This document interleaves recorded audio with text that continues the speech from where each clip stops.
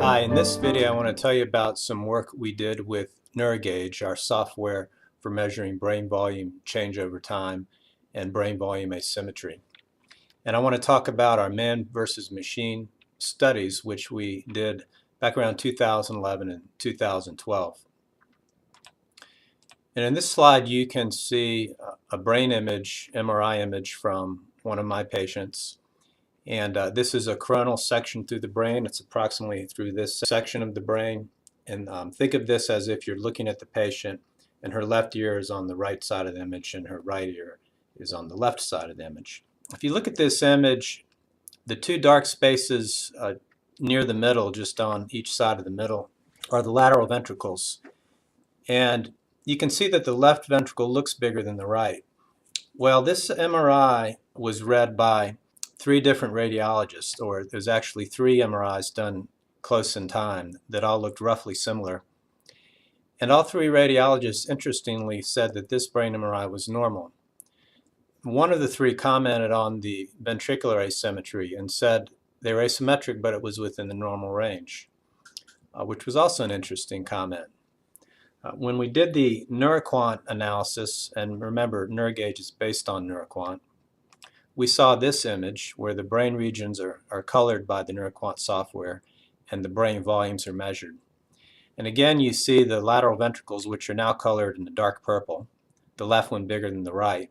You also may notice that the hippocampi are abnormally asymmetric, with the right hippocampus being much bigger than the left. In fact, the left one is so small you can barely see it. The hippocampus is the greenish gold color, a small structure just below each lateral ventricle. And if I back that up a minute to the grayscale MRI, you can see the hippocampus left and right in that image as well. It's just easier to see in the NeuroQuant colored brain image. We then did a three-dimensional reconstruction of the lateral ventricular system. I should say that this was done by Michael Havranek, our colleague, who's very talented and works at the Amicus Visual Solutions. And then when you play this video of the three-dimensional reconstruction, you can see that the left ventricle is much bigger than the right, all the way through the brain, from the frontal horn near the front of the brain, through the middle part of the lateral ventricle, through the posterior part, which is called the occipital horn of the lateral ventricle. And so this is another way of looking at the same thing, and it shows us it's not simply some funny way we made the cut in the cross-sectional image, but it's a much larger lateral ventricle on the right. Well, when we measured the asymmetry in these ventricles and these hippocampi to see if they're abnormal, we found they were highly, significantly abnormal. And we've noticed a more general pattern that radiologists seemed often to not detect the atrophy, which means brain shrinking, or abnormal asymmetry that we would see in our patients. So this gave us the inspiration to do a formal study looking at this issue. And in our first study, called Man versus Machine Part 1, we found that in our sample of patients with mild to moderate traumatic brain injury, that NeuroQuant found evidence of atrophy, asymmetry, or progressive change of volume, progressive atrophy that is. In other words, 96% of patients had abnormal volume when you measure it, whereas the radiologist found abnormal volume in only 13% of the patients. And this was a highly statistically significant difference, showing that NeuroQuant and NeuroGage are much more sensitive for detecting volume abnormalities.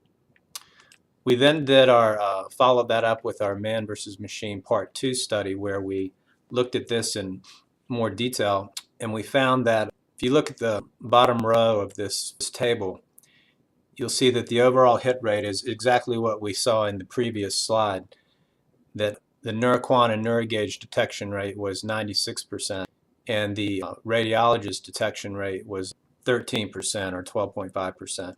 But what this table does is it breaks those bottom line numbers down into more detail. And you can see that in the first row, for the NeuroQuant standard report, which was NeuroQuant 1.0 era, there's only a slightly higher detection rate of atrophy for NeuroQuant compared to the radiologists.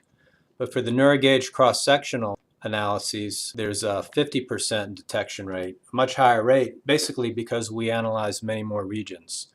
In the current era, by the way, with NeuroQuant 2.0 and NeuroGage 2.0, NeuroQuant takes care of that issue because we have 78 brain regions. Then we have NeuroGage asymmetry, where we found that 83% of patients had at least one area of abnormal asymmetry, whereas the radiologists never saw that. And finally, with progressive atrophy or brain shrinking over time, called the longitudinal analysis, NeuroQuant found abnormalities 70% of the time, whereas radiologists never detected that. And so you can see that the most important areas for detecting volume abnormalities in these mild traumatic brain injury patients was with the asymmetry and the longitudinal analyses.